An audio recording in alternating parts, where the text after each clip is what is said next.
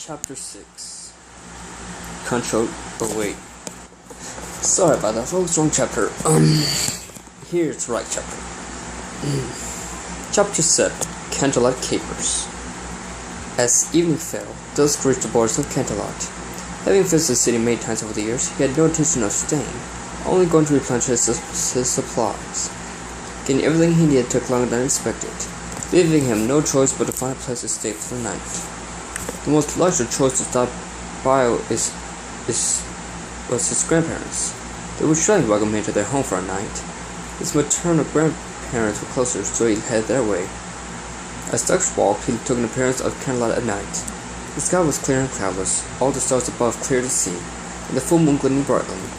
As dusk gazed upwards, he found himself bumping into somebody. "Oh, sorry," he mumbled. "I should have been watching where I was." Dusk stopped and shrugged when he realized who he was talking to. It was Miss Luna and her husband, Prince Gothic. "Good evening, young Dusk," Luna smiled. "Hello, Luna," Dusk smiled. "Hi, Gothic." "How yourself, kiddo?" Gothic nodded. "I see you touring Equestria," Luna noted. "Yep," Dusk grinned. "Just stopped up for some supplies. Didn't think I'd run into you two, though." "We're just off to stroll around the castle gardens," Gothic declared. "Perhaps you'd like to join us," Luna offered. "Oh, I wouldn't want to intrude," Dusk declared. "It's no intrusion," Luna smiled. "We are family, are we not?" "Well, there is that," Dusk shrugged. "Sure, why not?" "Excellent," Luna smiled. The three royal family walked together. "So how's your question of tour working out?" Gothic asked. "Pretty good," Dusk smiled. "Seen great things, made new friends, and learned some stuff too." "Nice," Gothic nodded. "Never been much of a traveler myself. Always stay close to home, I did." "Well, to each his own," Dusk smiled. "Well, I am certainly pleased that you didn't stray too far," Luna smiled. "Gothic, otherwise we might never have met. But what a tragedy that would have been," Gothic nodded Luna. Dusk smiled winsomely. Seeing Luna and Gothic together reminded him of himself and Dazzle. A thought occurred to him, but it seemed inappropriate to voice at the moment, so he decided to strain it until later. The royal ponies reached the gardens of Candlelight Castle. Dusk took in the sight. He has been there before, but never at night. The moonlight reflecting Mount Fountain's water. The wind gentle rustled the hedges. It was like an entirely new place. "That night of yours really is something, Luna," Dusk declared. "It gives everything a whole new look." "I'd like to think I did good work," Luna said humbly. That's what I always thought. Gothic nodded again. Princess Liz came hovering down. "Ah, there you are, Luna," she smiled. "And hello, Dusk. I trust the journey's going well?" "Very well, thanks," Dusk smiled. "Wonderful," Silly chuckled. "Luna, I need you to come inside for a moment. We need to discuss placement for tomorrow's diplomacy banquet." "Come, big sister," Luna nodded. She kissed Gothic on the cheek. "Try not to miss me too hard." "I'll try, but I can't make any promises," Gothic chuckled. As Luna insisted foot back to the castle, Dusk decided to ask Gothic the question he had thought of early. "There's something I've been wondering, Gothic," he declared. "What is it, kiddo?" Gothic asked. "Well, Luna's immortal, and you're not," Dusk stated. "What happens when you know? Won't Luna be sad?" "She will," Gothic nodded. "But we didn't enter a relationship lightly. We both knew that I would age and die, and she wouldn't." Dusk was surprised. If he was immortal and would have losing Dusk into old age, he didn't think he'd have it in to cope with the loss. "Then if you don't mind my asking, why risk such pain?" Dusk inquired. "Because it's worth it," Gothic declared. "We value each other's love and companionship more than anything. Luna told me herself that she wouldn't miss me when I'm gone, but she always had the merits of us together to fall back on." "She said that?" Dusk gasped. "Really? Everybody loses some point special sooner or later," Gothic pointed out. "But they're never really gone, as long as you keep them in your heart." "Wow, that's really deep," Dusk nodded. Luna flew back over. "Sorry to keep you waiting," she declared, giving Gothic another kiss. "Dusk, wish you could join for some supper." "I can't, thanks," Dusk shook his head. "I'm planning to stop my grandparents tonight, and if I leave it any longer, they might just be asleep by the time we get there." "I understand," Luna nodded. "Until we meet again, Dusk." "See you, kiddo." Dusk smiled. "Bye," Dusk waved. I think it's supposed to say, Gothic smiled. As Dusk walked over to his grandparents, he was struck for the first time by how old they were. They wouldn't be around forever, but like Gothic said, as long as he cherished their time together, they would always be in his heart. He knocked on the door of his maternal grandparents' house. Nala was the one to open it. Dusk, he smiled. Good to see you. Hi, Grandpa. Dusk chuckled into the house. Is that my darling grandson? Tolly fell right over and hugged him. Give Grandma a hug. Hi, Grandma. Dusk gleefully accepted. Mind if I stay tonight? I'm just passing through, you know. Like you even have to ask. Nala chuckled. Have you been eating right? Velvet fretted. Let me make you some noodle soup. That'll feel right up. Anything you say, Grandma. Duck smiled. As Dusk spent the rest of the night there, he reflected on how lucky he was and made a note to visit paternal grandparents before leaving the next day. He didn't want to leave them out. After all, there's more than enough room to talk for all of them. Sorry, people. Chapter 8, Van Hoover Emergency. Credit for this chapter's conception and the OCs within go to Shen's General. Dusk disembarked from the train with some relief, for it had been a long ride from Canterlot to Van Hoover. Even the chill in the air couldn't dissuade him from getting off as quickly as possible. As he stretched out his limbs, he spotted a dark red, middle-aged earth pony stallion in a Stetson strung to stack a crate on top of another. Small Pegasus filling with a pale blue coat and black wing watching close by. Need some help? Dusk walked over. Let me in the horn. Using his magic, Dusk lifted the crate into place. The cart the crates were on were put away by his owner. Much obliged, stranger. The stallion took off his hat, revealing a shaggy brown mane and beard. Up close, Dusk could see that his key mark was the barrel that shone on it. Name's Big Red, and his ears missed. The filly waved timidly, growing eyes looking away. Her key mark was a raindrop. Pleased to meet you, Dusk smiled. I'm Dusk Glow. Dusk Glow? Big Red gasped. As in Prince? The one and only, Dusk nodded. Well, shoot, Big Red chuckled. I ain't never met fancy royalty before. So brings you here, your majesty.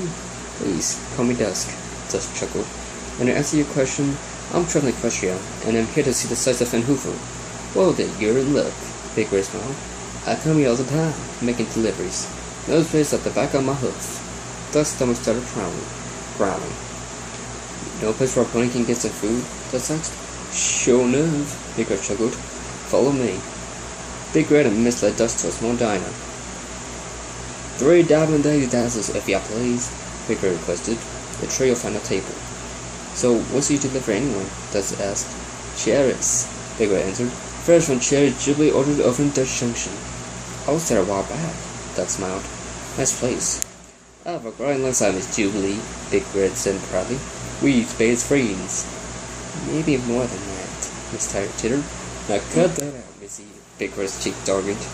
So, is Miss your sister or your cousin? Dusk asked. Nah, just a friend, Big Red chuckled. Her big brother worked for me. Little Miss tags along with us. He'd have been here with us today, but he got some personal matter to attend to. So, what's he like? Dusk asked. Big Red gave a chuckle. Well, shoot, he's a great guy, Big Red smiled. A pony among ponies. Since their parents passed, I went and took him and Little Miss in and raised them like they were like my own foes. He's an honest, good worker, a caring brother, though he can be a bit clumsy at times. Let the magic get lost all the time. But I love him to death, I do. Okay, was all Dusk could say. He was quite surprised that the old giant thought so highly of the boy. Then again, to him he was like a son, reminding him of his own father, and he could only wonder what he was doing now. However, there was another thing I was wondering about. Forgive me for prying, but what is this personal matter that you said he left on? Dusk asked. I understand your curiosity, son, but unfortunately, I promised him that I wouldn't tell anyone except Cherry and Miss what he was doing. Ray explained. Oh, I see, Dusk nodded. But since you're royalty, and I don't like keeping secret from royalty, all I can say is that he's heading towards Canterlot. Big Red nodded. Canterlot? Dusk repeated. I was just there. Could you tell me his name? They might have seen him. Oh, sure. Big Red smiled. His name is Big Red? Miss mumbled. I don't feel so good. Mitch didn't look so good either. Bleary-eyed, she almost fell off her chair, both caught by Big Red. Oh no, Big Red panicked. Missed! What's wrong with her? Dusk asked. Her immune system was a little on the weak side, Big Red declared. She told me she could handle the chill air, but clearly she can't. What should we do? Dusk asked. Lucky for me is my pappy knew a thing or two about healing by natural healing. Big Red rocked his backpack, bringing out small jars filled with herbs. He taught me a few things, like what kind of herbs can fix a sick pony. Dusk had heard stuff healing, mostly relating to Sikora. Uh-oh, Big Red mumbled. What's wrong? Dust asked. I'm first out of a vital ingredient, Big Red declared. A vitalist herb. And the only place I know to get them, Dutch Junction. The word vitalist jogged Dust's memory. They're going other places too, he pointed out. The forest outside in Hoover, for instance. No, foreman? Big Red smiled. Then let's go. Big Red came over to look in, where Duck's purring what would have been his room. They then headed off to the forest. Vitalist herbs grow in temperate climates, Dust recalled. Yep, Big Red nodded, and always close to streams. You really know your stuff, Dust declared. I surely do, Big Red nodded. Cause of my accent, some points like I'm dumb, but I ain't. Quite the opposite, in fact. As they trekked through the forest, they eventually found some vitalist herbs. There they are, Big Red smiled. A chorus of growling echoed through the forest as a pack of timberwolves emerged. Stand back, Dust declared. I'll handle. Yard! Big Red charged at the timberwolves. He rammed headlong into the one, bucked another, breaking his leg. Then used that leg to swing at a third one, knocking it down. Whoa, Duck gaped. What are y'all waiting for? Big Red yelled. Get the herb! Gotcha. Duck used to smash to uproot one of the herbs and bring it over to him. Now let's mosey on out of here. Big Red started running from the timberwolves, who were beginning to recover. That was amazing, Duck smiled. That worked nothing, Big Red chuckled. It's just what happens to any pony keeping me from helping my friends. The 2 ponies raced back to the inn, where Big Red started mixing together the herbs. He felt like he had brewed in herbal tea. You missed, he whispered. Drink these. The ailing filly drank the tea, then leaned back in the bed. What now? Dust asked. It'll take a while. What now? Dust asked. It'll take a while for tea to work its magic, Big Red declared. Mind if we stay here tonight? Be my guest, Dust smiled.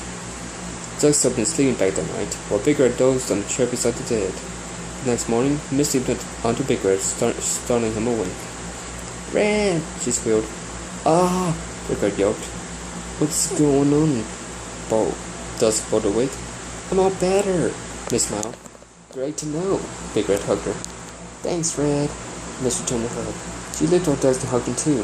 Thank you too, Dust. I didn't do that much, Dust said humbly. Red did the real legwork.